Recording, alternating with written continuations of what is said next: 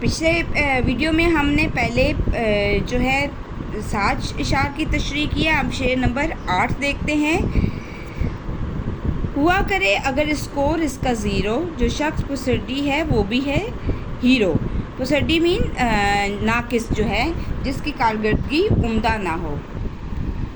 اس شعر میں شاعر کہتا ہے کہ کرکٹ کے کھیل میں اگر کوئی کھلاڑی بلے باز سکور نہیں کر پاتا اور وہ 0 اسکور پر ہی آؤٹ ہو جاتا ہے، اس کے باوجود کہ وہ شرمندگی محسوس کرے کہ وہ 0 پر ہی آؤٹ ہو گیا ہے، اس نے 0 ہی بنایا ہے، لیکن وہ کیا کرتا ہے؟ وہ شرمندگی محسوس کرنے کے بجائے وہ اتراتے ہوئے میدان سے واپس پولین کی طرف لوٹتا ہے اور اپنے بلے کو شائقین کی طرف ایسے کرتا ہے کہ جیسے سنچری یا اسکور کر کے آ رہا ہو. یعنی کہ وہ شرمندگی محسوس کرنے کے بجائے میدان سے ایسے نکلتا ہے جیسے اس نے کوئی بہت زیادہ اسکور بنا لی ہو، سنچری کر لی ہو.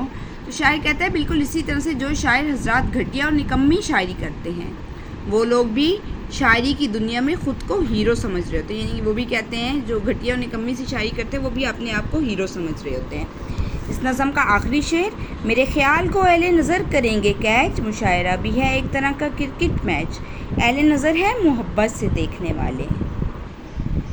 شاعر جو ہیں وہ اپنی نظم کے اس آخری شعر میں فرماتے ہیں کہ میں نے کرکٹ اور مشاعرے کا جس طرح اپنی اس نظم میں موازنہ کیا ہے، اس کو وہ لوگ تسلیم کریں گے جو اہل نظر ہیں، یعنی کہ جو محبت سے دیکھتے ہیں، جن کے پاس دیکھنے والی آنکھ اور محسوس کرنے والا دل ہے.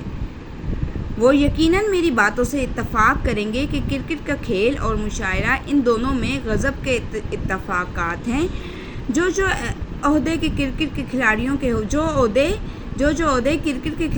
ہوتے ہیں وہ سب کے سب مشاعروں میں بھی ہوتے ہیں. تقریباً تمام باتیں ایک ہی جیسی ہوتی ہیں. تو یہ تھی ہماری جماعت ناہم کی نظم نمبر 5، اور اس نظم کے جو شاعر ہیں وہ دلاور فگار ہیں. انہوں نے جو اپنی شاعری کی تھی، دلاور فگار نے، ان کی پرلطف اور پرمزہ انداز کی شاعری ہے.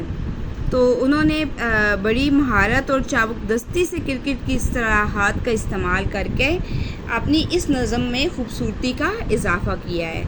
تو عزیز طلباء و طالبات، میں امید کرتی ہوں کہ آپ کو میری آج کی نظم جو ہے اس کی تشریح واضح ہو گئی ہوگی. مزید آپ معلومات کے لیے کمنٹ کر کے اور لائک کر کے بھی مجھے بتا سکتے ہیں. Thank you. اللہ حافظ.